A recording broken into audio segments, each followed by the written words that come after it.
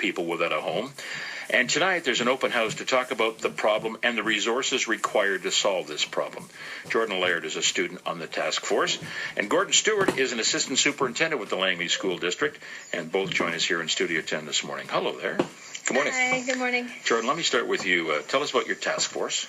Well, it's a task force made up of about 15 students across the Langley district and a few school district teachers and outreach workers in Langley.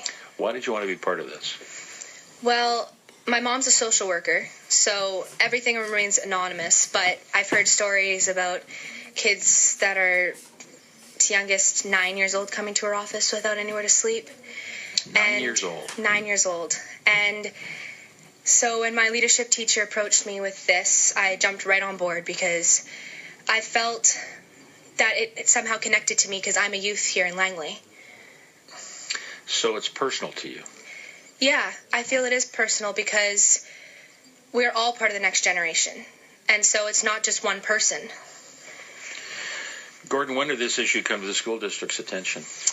We've been aware about it for a little while, even as a role as a principal. I was dealing with this in terms of Aldergrove Community Secondary School in terms of youth without a place to stay. We didn't realize the scale. When you start to hear between 150 to 200 students that face this last year, it becomes pretty staggering. So I've had the good fortune of working with community agencies like Encompass that have been trying to raise awareness around this. And the headache has been is that adults have not seemed to be able to get this safe house in place. So we're fortunate to have students like Jordyn. Maybe they're going to be the voice that's going to be able to change this for us. Yeah, there are no shelters in Langley for homeless youth. There are few homeless shelters for youth right across the region. So the question is, where do these kids go when they're not at school? When they're not at school, good question. They are unfortunately having to go to another community to access that support if it's needed overnight, which is a shame. I mean, no student should have to seek to go elsewhere to receive that kind of assistance. So if they're not going to that other community and trying to trek back and forth, they're couch surfing. They're looking at abandoned housing. They're maybe going to find some little alcove somewhere to stay, and that opens up all kinds of dangers that you don't want to have any child ever exposed to. How do they sustain themselves?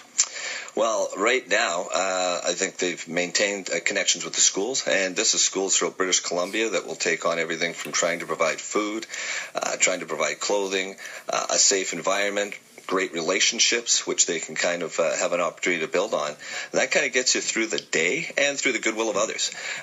But then that evening rolls around, and all of a sudden, you know what, you're on the search. And I know our outreach workers try to find places for them, but it is extremely difficult. And again, you can imagine a student, if they find an access either in Surrey and Abbotsford, now they got to go back and forth, maybe riding the bus, who knows how long that's going to take to try to access their school while they're still thinking about, where am I going to sleep tonight? What am I going to do about food and clothing and the rest of it? Pretty tough to focus on school.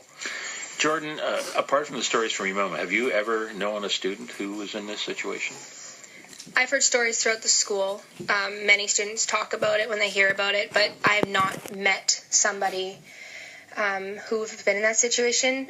Although there are a few people in our task force who have been in that situation, but they are not anymore. Tell us about the open house tonight. What do you hope to achieve? Awareness. Our community is not aware of the situation. You don't normally see young people pushing shopping carts around or sleeping on park benches. So we want to have the awareness in our community. We want people to know that there is a problem in Langley, and it's maybe invisible, but it doesn't mean that it's not there. Gordon, what difference would it make if there was a shelter in Langley for young people? Wow. First of all, I think it would send a clear message to our youth that we absolutely care about them and are willing to do what it takes to help them in terms of meet their needs and be able to access their education. I think what it also does is it provides a central place for all of our service agencies to be able to immediately try to address what are the circumstances that brought that child there. Is it about the fact that there's some abuse going on in the home? Is it the parent that's overwhelmed? Is it a case that you need 24 or 48 hours because there's been some kind of tension in the household, a conflict, and we might be able to mediate it? Band-Aid. When you have that site that the kids are at, not only their basic needs being met, but again, the service providers within our community can step in to try to provide those other supports. There are facilities and resources in Surrey and Abbotsford where some of your students may spend their nights. Why, though, has the City of Langley not been able to do anything to address this issue? I think part of it is that there's an assumption by the community that the Gateway of Hope that is out there is taking care of this, and they do a great job, but their mandate is for 19 years of age and older. So this isn't something is as visible. These are students that typically aren't going to advocate for themselves. How can they? They're trying to take care of their basic needs. So I think on one of those types of things, in terms of priorities, there's so many things that governments get hit with that, again, this one just doesn't stand out as much. Hopefully, through something like this evening, you're going to be able to have not only people informed, but being able to come up with some strategies to say, how can we make this happen? Which leads me to my next question. Jordyn, what happens after tonight?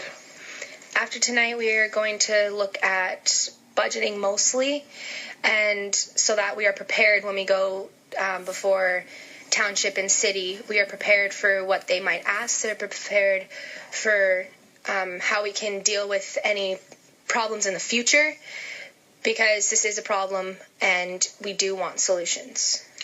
Is there any idea of how many people we're talking about, how many kids at risk in Langley? Well, one of the stats that's gone, there was 163 students over the last year that came forward. That's the other issue that actually came forward. Those are the ones who fessed up. They indeed are facing this predicament, and that was, again, through Encompass that was able to get those statistics. But there's a whole host, I think, to the embarrassment factor. This is not something you're going to go on. You try to hide it.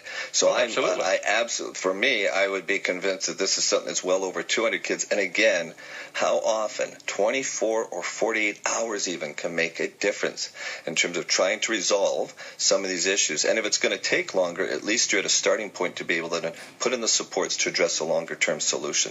But no, I think you're dealing with way over excess of 200 kids. What do you think of young people like Jordyn getting involved in this community issue in this way? Oh, I think it's absolutely spectacular, and I believe they're actually going to have more success than the adults.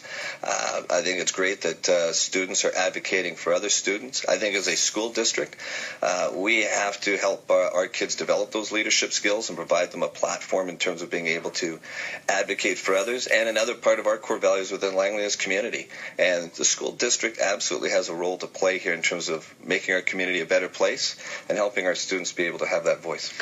So, Jordyn, where and when today? At the school board office in Langley, near W.C. Blair, and it's from 4 to 6 p.m. Best of luck with it. Thank you. Thanks for coming in. Thank you very much for the opportunity.